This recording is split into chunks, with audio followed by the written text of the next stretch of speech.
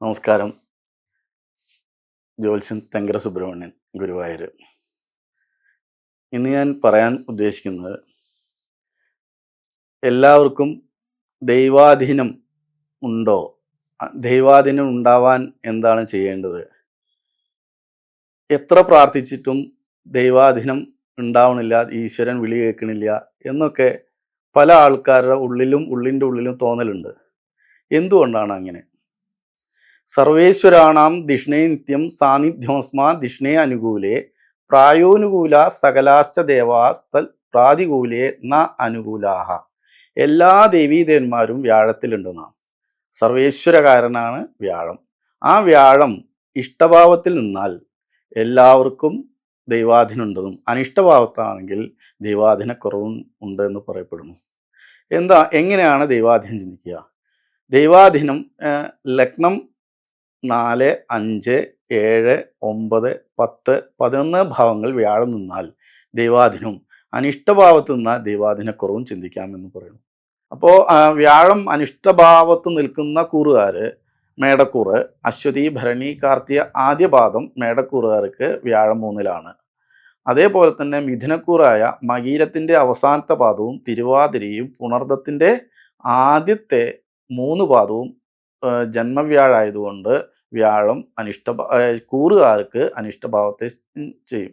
അതേപോലെ തന്നെ കന്നിക്കൂറുകാർക്ക് വ്യാഴം 10-ൽ സഞ്ചരിക്കുന്നു. ഈ 10-ൽ സഞ്ചരിക്കുന്നതും അനിഷ്ടഭാവമാണ്. കന്നിക്കൂറായ ഉത്തരത്തിലെ അവസാനത്തെ 3 പാദവും അത്തവും ചിത്രയുടെ ആദ്യത്തെ 2 പാദവും കന്നിക്കൂറാണ്. കന്നിക്കൂറുകാർക്ക് വ്യാഴം 10-ൽ സഞ്ചരിക്കുന്ന കാലം ദൈവാധീനക്കുറവിനെ സൂചിപ്പിക്കുന്നു. അതേപോലെ തന്നെ വൃശ്ചികക്കൂറായ വിശാഖത്തിൻ്റെ അവസാനത്തെ പാദവും അനീഴവും തൃക്കേട്ടയും വൃശ്ചികക്കൂറ്. ഈ വൃശ്ചികക്കൂറുകാർക്ക് വ്യാഴം അഷ്ടമത്തിൽ സഞ്ചരിക്കുന്നു. ഇതും ദൈവാധീനക്കുറവിനെ സൂചിപ്പിക്കുന്നു. പിന്നെ ഉത്രാടത്തിൻ്റെ അവസാനത്തെ 3 പാദവും തിരുവോണവും അവിട്ടത്തിൻ്റെ ആദ്യത്തെ 2 പാദവും മകരക്കൂറ് വ്യാഴം 6 സഞ്ചരിക്കുന്നതും ദൈവാധീനക്കുറവിനെ സൂചിപ്പിക്കുന്നു. പൂരോട്ടായിയുടെ അവസാനത്തെ 3 പാദവും ഉത്രട്ടാതിയും രേവതിയും വ്യാഴം 4 സഞ്ചരിക്കുന്ന കാലവും ചാരവശാൽ ദോഷഫലത്തെ ചെയ്യുന്നതുകൊണ്ട് ദൈവാധീനത്തിന് കുറവിനെ സൂചിക്കുന്നു. ഇത്രയും കൂറുകാര്, അതായത് മേടക്കൂറ്, മിഥുനക്കൂറ്, കന്നിക്കൂറ്, വൃശ്ചികക്കൂറ്, മകരക്കൂറ്, മീനക്കൂറ് എന്നീ കൂറുകാർക്ക് വ്യാഴം സഞ്ചരിക്കുന്ന സമയം ദൈവാധീനക്കുറവിനെയും ജാതവശാൽ അനിഷ്ടഭാവത്ത് നിൽക്കുന്ന ജാതക്കാർക്കും ഇത് ദോഷഫലം അധികം ഉണ്ടാവും. അപ്പോൾ ദൈവാധീനം ഉണ്ടാവാൻ വേണ്ടി ഓരോരുത്തർക്കും ചെയ്യേണ്ടതായിട്ടുള്ള നാമജപങ്ങളും പ്രാർത്ഥനകളും ഞാൻ ഓരോന്നായി വിശദമായിട്ട് പറഞ്ഞുതരാം. അതായത് ഇന്ന് ഇപ്പോൾ ഏതാണ്ട് വിദ്യാഭ്യാസം, എക്സാം കാര്യങ്ങളൊക്കെ അടുത്തുകൊണ്ടിരിക്കുന്ന സമയമാകുന്നത്. വിദ്യാഭ്യാസം എല്ലാ കുട്ടികൾക്കും ഒരുപോലെ വിദ്യാഭ്യാസം ഉണ്ടായിക്കോളുന്നില്ല.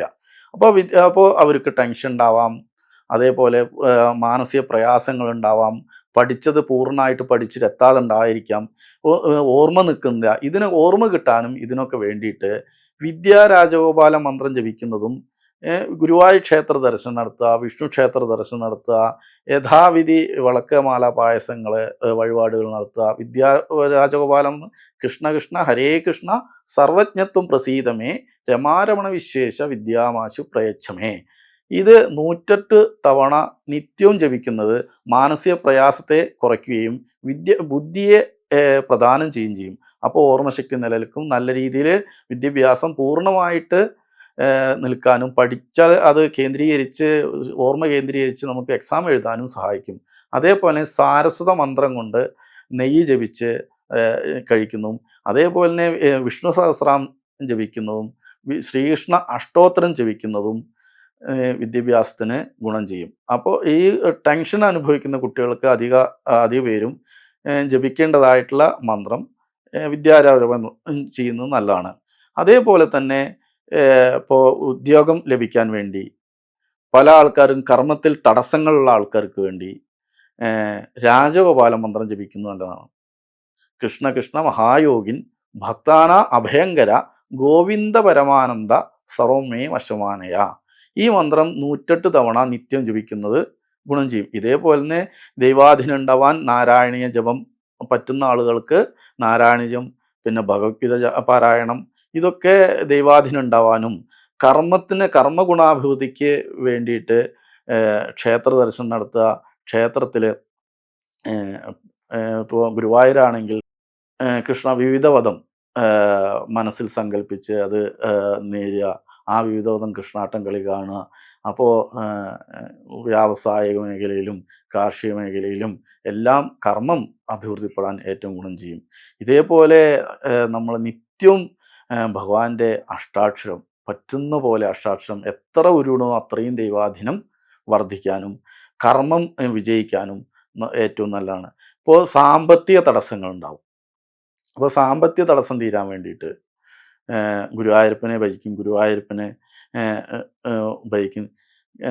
ഗുരുവായൂരപ്പൻ്റെ ഏറ്റവും ഉണ്ണിയായ ചതുർഷി ഗോപാലം, ക്ലീം കൃഷ്ണ ക്ലീം എന്ന ചതുർഷി ഗോപാലം നിത്യവും ശുദ്ധിയോടുകൂടിയും വൃത്തിയോടുകൂടിയും അത് ജപിച്ചു കഴിഞ്ഞാൽ സാമ്പത്തിക പ്രയാസങ്ങൾക്ക് കുറയ്ക്കും.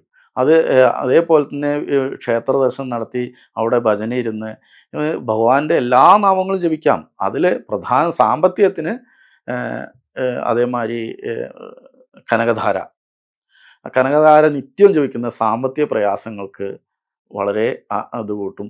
നമുക്ക് കിട്ടേണ്ട ധനം കിട്ടാനും ബാങ്കിൽ നിന്ന് ലോണ് കിട്ടാണ്ടെങ്കിൽ അത് കിട്ടാനും സാമ്പത്തിക കടം കൊടുക്കാനും കൊടുത്തത് തിരിച്ചു കിട്ടാനും അങ്ങനെയുള്ള മറ്റുള്ള അനവധി സാമ്പത്തിക പ്രയാസങ്ങൾക്കൊക്കെ ഇത് ഉപകരിക്കും.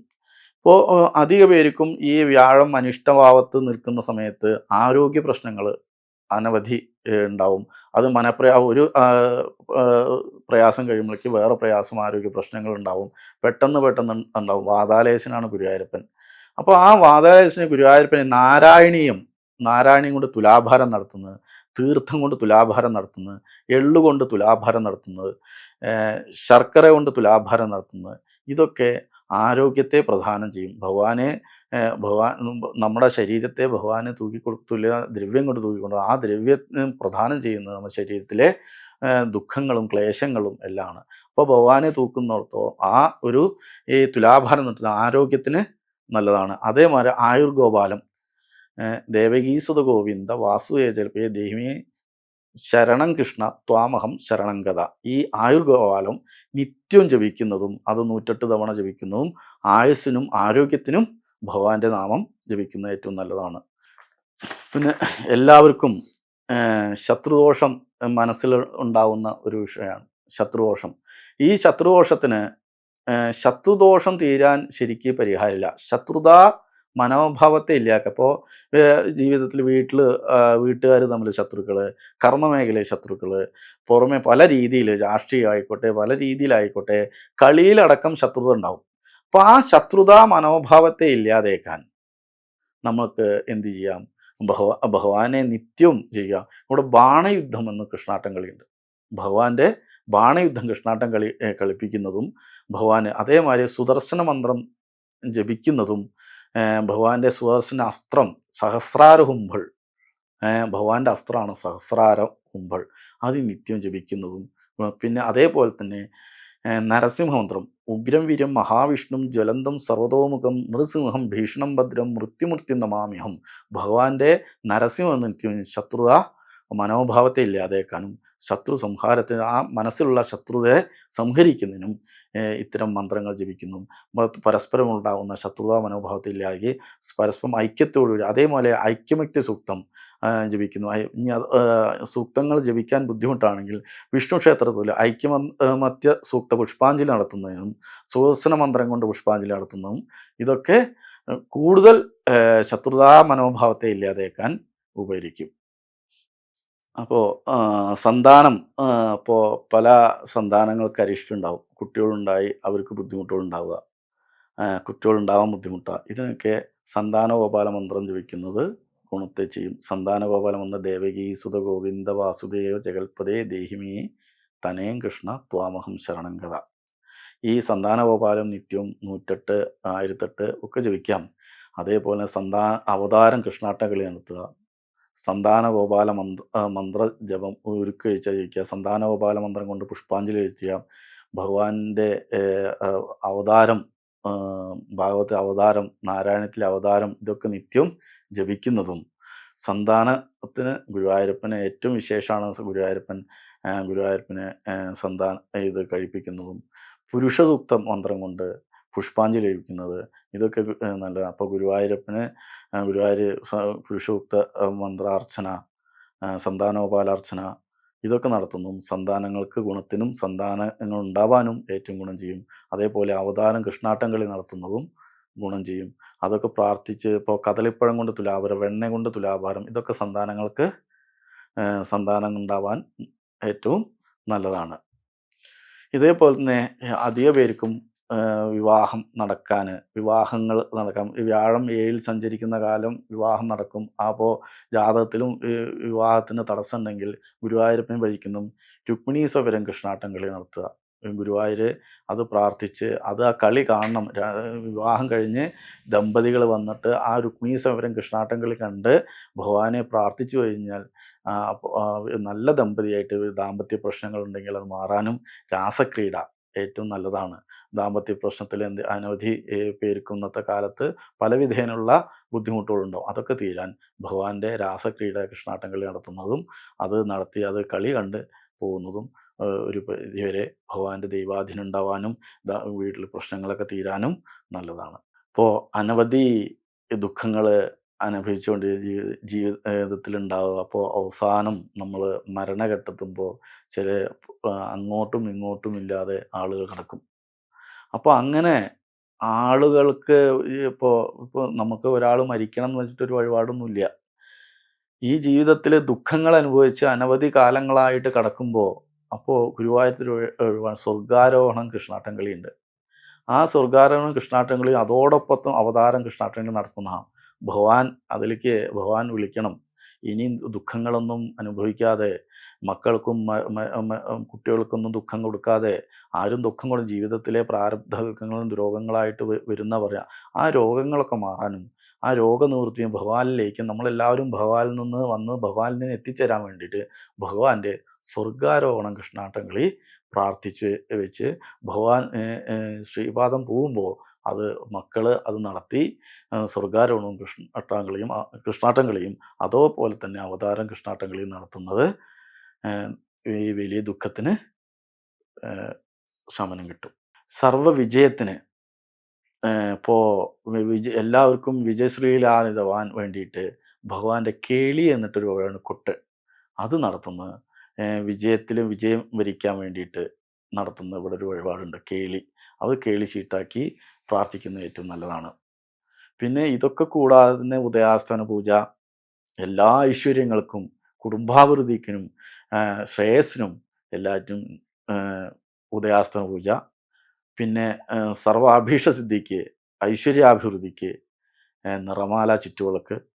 ഇങ്ങനെ അനവധി വഴിപാടുകൾ ഗുരുവായൂർ അമ്പലത്തിലുണ്ട്. ഇതൊക്കെ നമുക്ക് നമ്മുടെ കഴിവിനനുസരിച്ച് ചെയ്യുന്നത് ദൈവാധീനത്തെ ഉണ്ടാക്കാനും നാമജപങ്ങളും സഹസ്രാമ ജപങ്ങളും നിത്യവും ഭഗവാന്റെ സഹസ്രാമം രോഗാർത്ഥി ഇപ്പോൾ അങ്ങനെ ബുദ്ധിമുട്ടായിട്ട് വലിയ വലിയ ദുഃഖങ്ങൾ അനുഭവിക്കുന്ന ആളുകൾക്ക് വിഷ്ണു സഹസ്രാമത്തിലെ രോഗാർത്ഥി 632 ഉരു വിഷ്ണു സഹസ്രാമം ജപിച്ചു കഴിഞ്ഞാൽ രോഗം ഇല്ലാതെയാവുന്നതാണ്. അപ്പോൾ നമ്മുടെ രോഗം ഇപ്പോൾ വലിയ വലിയ ദുഃഖങ്ങൾ, ക്യാൻസർ, കിഡ്നി സംബന്ധമായ രോഗങ്ങൾ, കരൾ സംബന്ധമായ രോഗങ്ങൾ, ഇങ്ങനെ അനവധി ബുദ്ധിമുട്ടുന്ന രോഗികളുണ്ട്. പല രീതിയിലും രോഗമായിട്ട് ബുദ്ധിമുട്ടുന്ന ആൾക്കാർക്ക് വിഷ്ണു സഹസ്രാമം 632 ഉരു നമ്മൾ മനസ്സിൽ ഭഗവാനെ ധ്യാനിച്ചുകൊണ്ട് ആ വിഷ്ണു സഹസ്രാമം ഇപ്പോൾ എല്ലാവർക്കും വിഷ്ണു സഹസ്രാമം ഒന്നിച്ച് ചെല്ലാനൊന്നും പറ്റില്ല. അപ്പോൾ ഒരു ദിവസം